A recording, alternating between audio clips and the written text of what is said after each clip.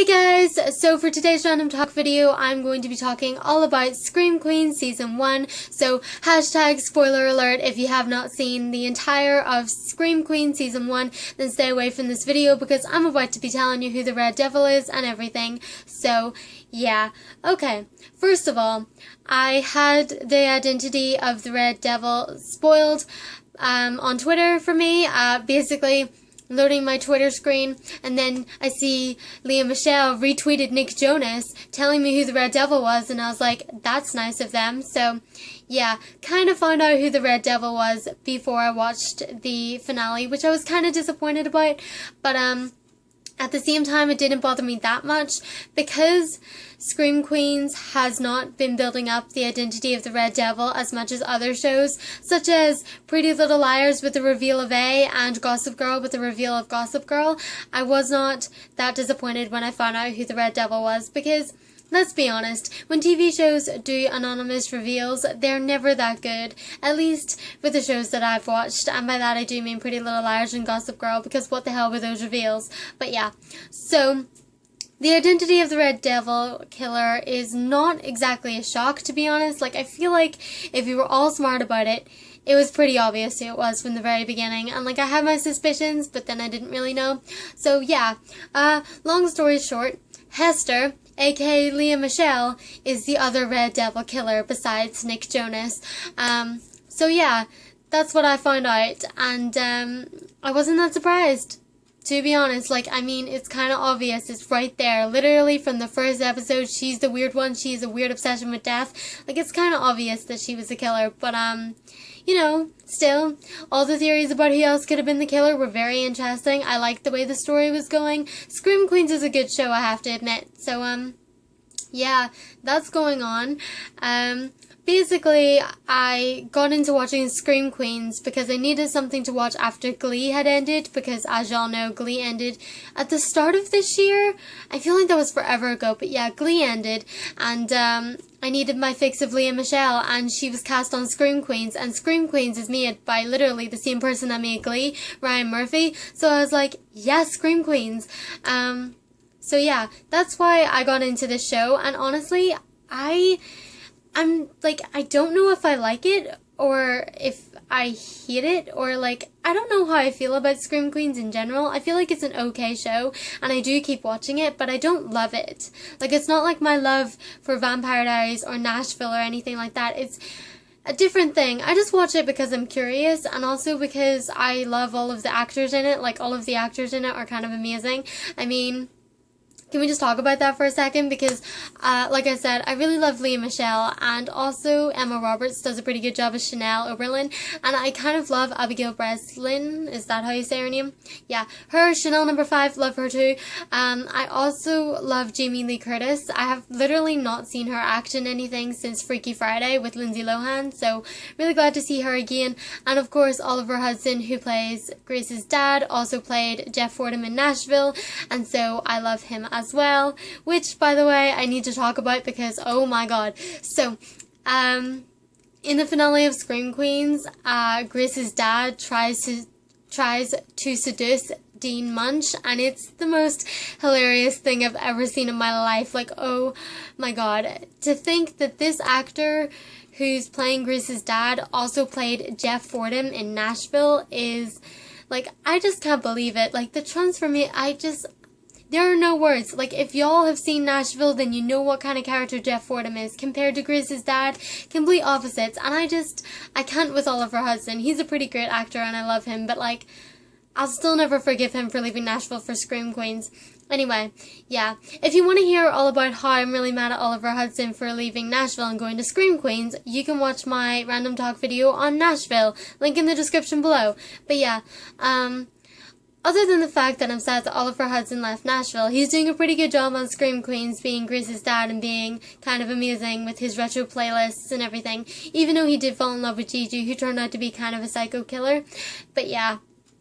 So let's actually talk about what happened in Scream Queens. Basically, what happened was that Grace was talking to Pete about how Pete turned kind of crazy and decided to join the Red Devil Killers. Pete found out that Boone was the Red Devil Killer, and then Boone convinced Pete that he needed to prove himself, that he wouldn't go tell everyone that Boone was the killer. And so Pete went and killed one of the Rhodes Bros, who by the way were in Scream Queens. Let's talk about that also, but in a minute. One of the Rhodes Bros, Roger/Dodger, whichever one it was, because I can't tell them apart. Pete killed one of them, and Grace was all freaking out. And then I don't really remember what happened with Pete and Grace. I remember what happened with Pete and Grace. Basically, Red Devil Killer comes out of Pete's closet, stabs him just before he's about to tell Grace who the other Red Devil Killer is. Then the Red Devil smashes Grace over the head. Don't really know what happened with Grace after that, but basically Grace ends up telling her dad this stuff. And damn, lots of stuff went down. Meanwhile, Chanel sends this evil email to the Chanels being yo, what was so hard about picking up your damn phone so that we could plan to kill Dean Munsch? And then Hester sends that email to everyone, making Chanel the most hated person on campus, blah blah blah. Surprise, surprise, everyone hates Chanel. So Chanel's oh, well, I'll just go on an apology tour and go around to all these people and apologize to them, and Chanel number 3 will record it and put it on the internet, and I'll be a hero again, because that's just how Chanel works. So Chanel goes off to do that, and this is whenever Grace's dad, whose name I really don't remember, goes to seduce Dean Munsch so that Zayday and Grace can go and look through the files of the Chanels to find out which one of them is the Red Devil Killer, and that's when they discover it's Hester. But we don't find that out yet, even though I already knew because Nick Jonas spoiled it on Twitter. Anyway, basically, if you don't live in America, do not follow any TV show /actor/actress in a TV show that you watch, because they will spoil it for you. As soon as it airs, the first place in America that it airs, they tweet everything, they spoil everything. Honestly, stay away from social media before you catch up on all your shows. Otherwise, you're just going to get them all spoiled, and it really sucks. So, I try to be on top of all my TV shows. Anyway, so they find out that it's Hester. Dean Munsch and Grace's dad realize, oh my god, maybe we should actually be together, but Dean Munsch is oh, but before we get together, y'all gotta get rid of Grace, because I hate Grace. Don't really know where that's going, but yeah. And then Grace and Zayday go to one of the Chanels, by the way, the Red Devil Killer is Hester. And so they rush back to Kappa House, they find Hester, they realize that Hester has a stiletto in her eye, which is really disgusting. I was not sure how graphic they were going to go with that, but they got pretty graphic, and it was kind of gross. But yeah, turns out Hester stabbed herself in the eye with the stiletto so that she could frame all of the Chanels. And that is where the first episode ends, because it was a 2-part finale. So that's where it ends. And we're all what? And obviously they showed the next episode right after this one, so there wasn't really any waiting around. And, so what we find out is that Hester was the other baby, and that she is the one that's really the one with the most mental problems out of Boone, Gigi, and Hester. Hester's the crazy one, and I was yes, this is wonderful. I kind of really loved it, because Lea Michele has this, way that she plays characters that is so good. I don't know how to explain it, but whenever I was watching it, it kind of reminded me of how Lea Michele played Rachel Berry in Glee in a way, but totally different.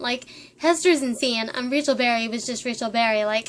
They were 2 different characters, but I like the way that Lea Michele plays her characters. Especially Hester. I thought that she did a really good job in that whole, way that she talks in that fast, creepy way. She used to do that on Glee sometimes, and I kind of get that with this. I don't really know how to explain it, but Lea Michele's just amazing. Love her. So yeah, she kind of explains what happened with her and Boone and Gigi, and really, Hester's the one that's been crazy. Boone was an idiot. But we all kind of knew that Boone was kind of an idiot. Let's be real, he kidnapped Zayday just because he wanted to, have sex with her. It was kind of weird. this show doesn't really make much sense. Like, literally, whenever Hester was explaining how she decided to frame all the Chanels, the extensive, crazy, elaborate story that she tells to manage to frame all the Chanels is literally the most unbelievable thing ever, and will make you think, what the hell is going on in this show? Why am I watching it? None of this makes sense, but it is amazing. I love it. I have no words. Like, it's so crazy and so over the top that it's amazing.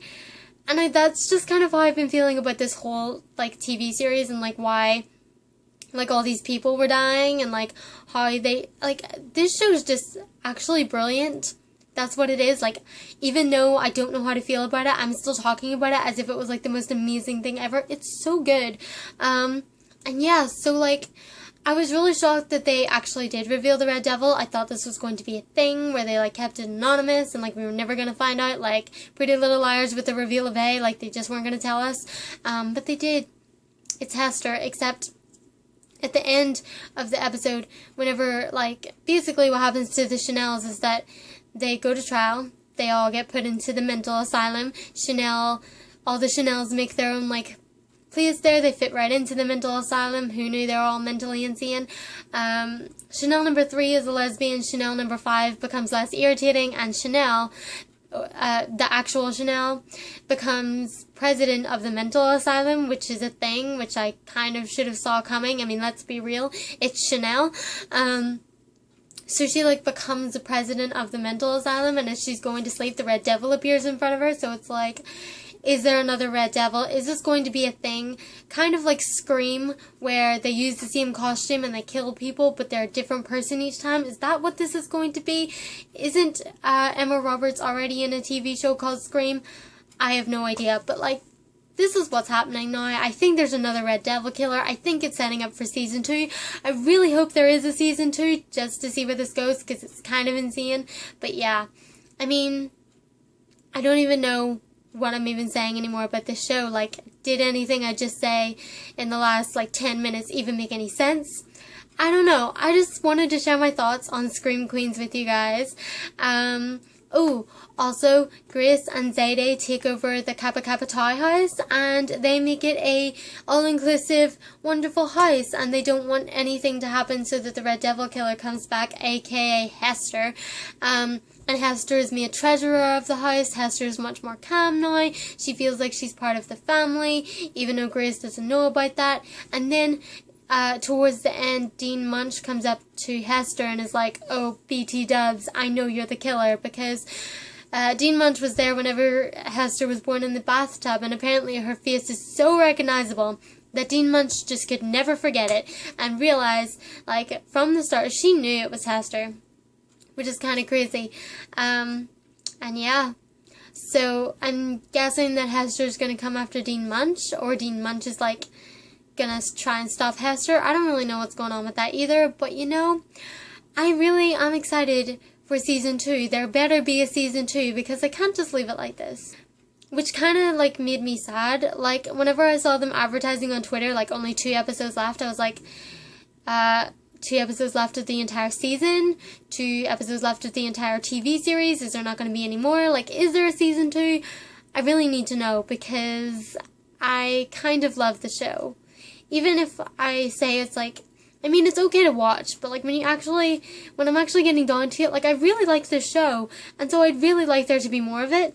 And yeah, so I think that's everything that I have to say on Scream Queens. I feel like I should have talked a lot more about the rest of the season and, like, all the killings and stuff. Ooh, I wanted to talk about the Rhodes Bros on Scream Queens. So if y'all don't know who the Rhodes Bros are, they're these 2 brothers on YouTube who became viral because of their coming out video to their dad, and that's how I discovered them. I watched their coming out video, and it was so emotional. I did tear up a little bit, not gonna lie. And then they went on the Ellen show, and now they have, like, a successful YouTube channel, and I'm subscribed because they're very attractive, and they're very, well, that's it, they're very attractive. That's kind of why I subscribed to them. But then they were on Scream Queens, and they played twins, Roger and Dodger, and they were part of the, what is the fraternity called? Like, the the Dickie Dollar Scholars, which is a pretty awesome fraternity name. Anyway, yeah, the Rose Bros were part of the Dickie Dollar Scholars, and they ended up getting killed by the Red Devil, which kind of sucks, but, I mean, they were part of Scream Queens, and I thought that was pretty cool, because I was like, oh my god, I know them, I watched them on YouTube, so that was cool. Sad that they got killed off, but it was kind of expected. Also, can we talk about how, like, Ariana Grande was in it for, like, one episode, and then she died? Yeah, that kind of sucked. Although I kind of loved the way that she had to tweet before she died, because you know that would be me.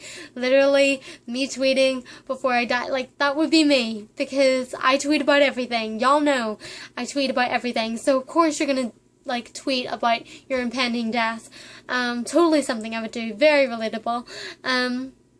But yeah, also kind of sad that Nick Jonas never got to stick around. I mean, Boone was kind of really random and, like, didn't even make any sense, but, like, Nick Jonas is great too. Like, they just had a really good cast for the show, and it's sad that half of them had to get killed off, but, you know, all the main people are still there, so let's hope they survive for another season, and like I said, let's hope there is another season.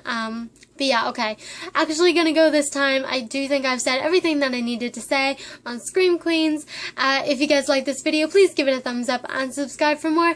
And let me know in the comments below what you thought of the Red Devil reveal. Were you happy about it? Were you annoyed? Were you feeling let down? Like, there's a lot of feelings that you can have whenever a show does a reveal like this. So let me know in the comments below. All I can say is that I'm kind of glad that they did the reveal at the end of this season, rather than building it up to be this huge thing and then having us disappointed. Like, for this, there wasn't as much hype, and so I wasn't disappointed when I found out who the Red Devil Killer was. So I'm taking it as a pretty okay reveal, if you ask me. So yeah. Anyway, like I said, I hope you guys enjoyed the video, and I will see you in the next one. Bye, guys. And that is Juliet and Avery. Okay.